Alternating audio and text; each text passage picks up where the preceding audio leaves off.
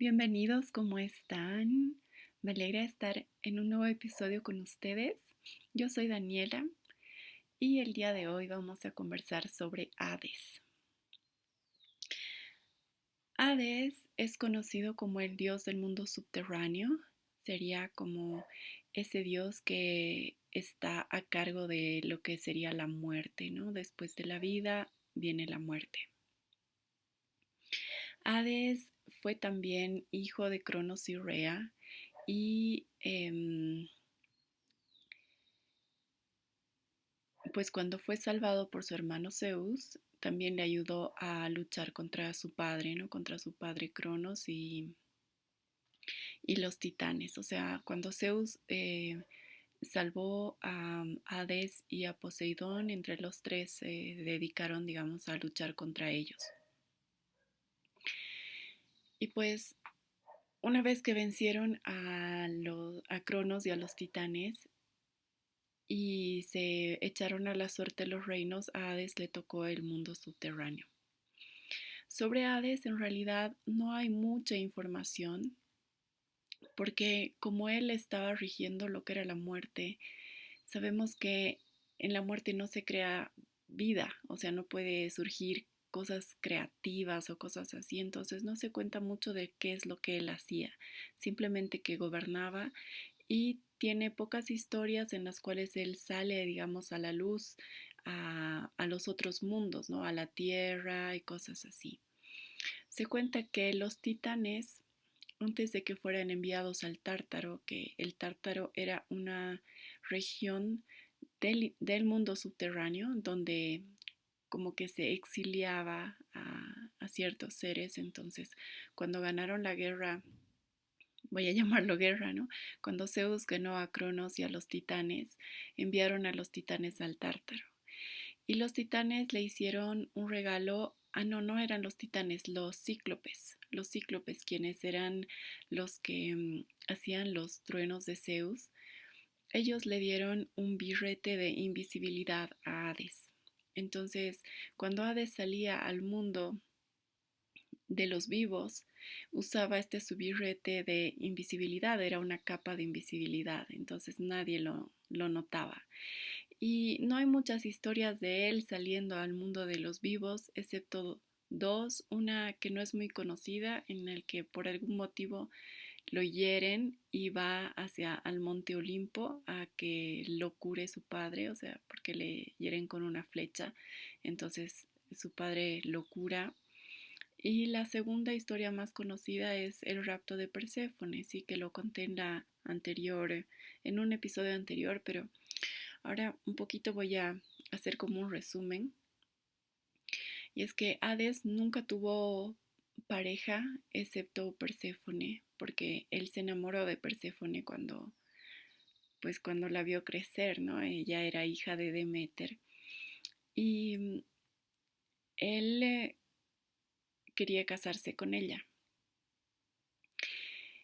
Y una de las cosas que él hace, sin pensar que podía acercársele o hablar, simplemente él piensa en que la iba a raptar.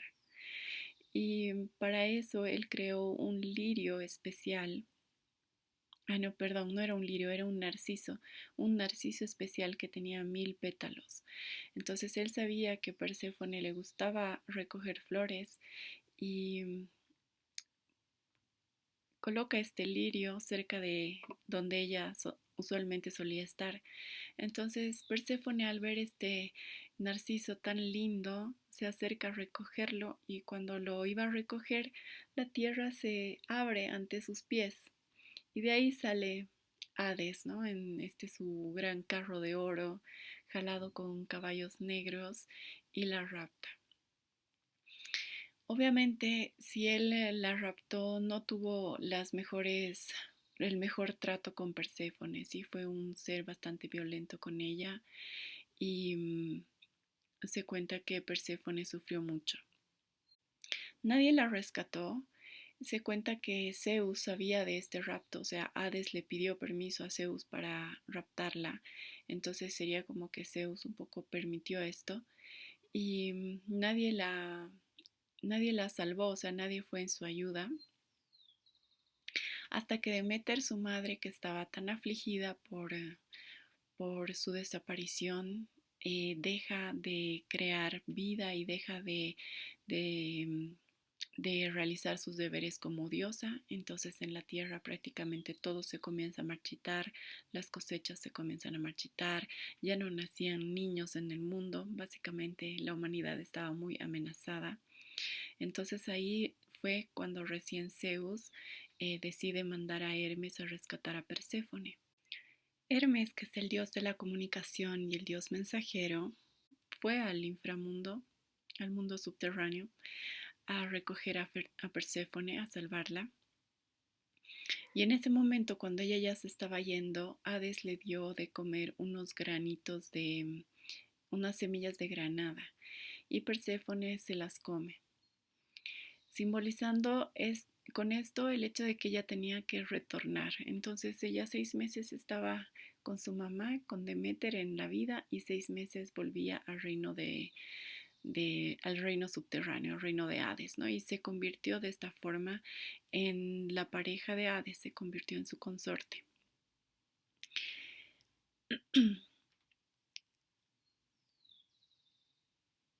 Hades obviamente está relacionado, bueno, se cuenta que Hades era un ser bastante introvertido, o sea, era muy introspectivo, porque hay que entender una cosa, en ese entonces, en todo lo que es la cultura antigua griega, no se lo asociaba a Hades con aspectos negativos como Satán o cosas así. Sin embargo, obviamente con el tiempo surgieron esas asociaciones, ¿cierto?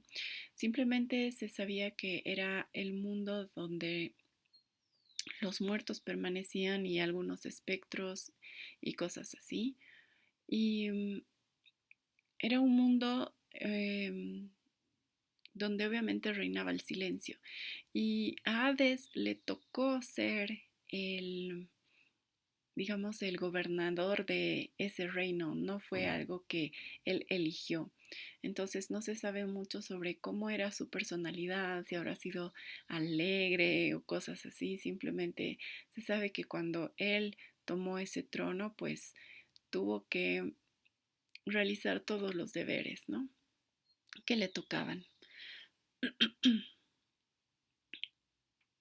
Cuando me pongo a pensar en esta energía de lo que es la muerte, eh, me pareció bastante interesante relacionarlo con el renacimiento y relacionarlo sobre todo con nuestra mente, porque ¿se acuerdan que yo les conté que de pequeña hacía estos mapas del tesoro, los vision boards, y buscaba imágenes y hacía un pequeño collage de todo lo que yo quería al siguiente año? No lo hacía a fin de año y todo lo que quería en el año yo lo ponía ahí. Pero luego la idea de conseguir todas esas cosas que yo quería normalmente conllevaba un proceso de muerte y de renacimiento, o sea, dejar una parte de nosotros atrás y que inevitablemente ha de morir para conseguir lo nuevo. Y si nosotros nos ponemos a pensar en esta idea de la muerte y renacimiento, de nuestros pensamientos, me parece que es algo mucho más interesante. Por ejemplo, después de un tiempo de que yo hacía estos mapas del tesoro, conocí las afirmaciones. Y en vez de hacer todo un collage de imágenes, comencé a escribir lo que yo quería. Y me acuerdo que al escribir, no, yo quisiera hacer esto, quisiera hacer el otro, em, y relacionarme con las afirmaciones, he atravesado por procesos en donde realmente una parte mía se ha muerto y no puedo ni siquiera recordarla. Recuerdo que hice un ejercicio en el que yo escribía todo lo que no me gustaba de mí, así en una columna. Escribía así todo, todos mis defectos y cosas que no me gustaban. Y en la otra columna escribía cómo sería su opuesto, o sea, qué sería lo que realmente yo quisiera que fuese. Y en una ocasión particular yo escribí que era muy criticona. Ya cuando era más joven, yo era, sí, muy criticona, criticaba a las personas y además utilizaba un lenguaje que las lastimaba. Honestamente, no recuerdo ni siquiera mi tono de voz, ni el lenguaje, o sea, qué palabras usaba, pero sí sé que las lastimaba mucho. En algunos casos he perdido amigos, así que se alejaban porque les había dicho algo bien feo, completamente feo. Y entonces era algo que a mí me dolía. Y cuando yo escribí ahí en mi listita, soy criticona, me costaba escribir la parte positiva. O sea, ni siquiera yo había registrado qué sería lo positivo, cómo podría yo cambiar a, a mejorar el ser una persona criticona. Entonces tuve que buscar en el internet, en diccionarios, o sea, cuál sería su antónimo, qué sería su opuesto. Y encontré el tema de la crítica constructiva y decía, ok, sí puedo hacer crítica constructiva. Y entonces como era tan instintivo esta mi parte de criticar, al inicio pues así se me salían nomás las palabras, hasta que pude hacer como una especie de reflexión, a ver ya, a esta persona le quiero decir todo esto, así sandeces, pero no se las voy a decir, voy a buscar que sea crítica constructiva, yo decía primero, ¿ya? Y luego mis críticas constructivas seguían siendo como que dañinas en mis tonos de voz y en el uso de mis palabras. Y me costó encontrar así como el, el opuesto complementario de ser una persona criticona. Y escribí una frase así bien larga. Soy una persona que se da cuenta de las cosas positivas de la gente y se los puede decir de una manera amable y amorosa. O sea, sí tuve que buscar toda una frase enorme porque no sabía cuál era exactamente su opuesto, porque en mis otras, o sea, en las otras cosas de mi lista era así, por ejemplo, soy desordenada, soy ordenada. Soy aburrida, soy divertida, algo así, ¿ya? Era bien bonito, pero en esa parte de ser criticona no podía encontrarle y escribí toda esa frase. Y me costó pues un buen tiempito ahí adecuarme a decir las cosas de una manera más amable y a darme cuenta cuando las podía lastimar. Me hice como que un poquito más empática con la gente, ay, más reflexiva también. O sea, pasé un periodo en el que también como que me callé un poco, ¿no? Porque como yo sabía que era tan explosiva a ratos así, ay, y decía nomás lo que se me venía a la mente. Entonces fui como que dando la oportunidad al otro a que hablase, ¿no? Y yo ahí calladita y qué más y qué más, así, ¿no? Y luego ya me daba como mi tiempito de reflexionar y luego ya buscaba palabras, ay, ¿qué palabra puedo decirle que sea amable en respecto a esto? Y así, y me gustó ese proceso de hacer esa introspección, ¿sí? Así como ese birrete de invisibilidad que tenía Hades, ponerme a pensar en mí misma, ay, ¿cómo sería esto?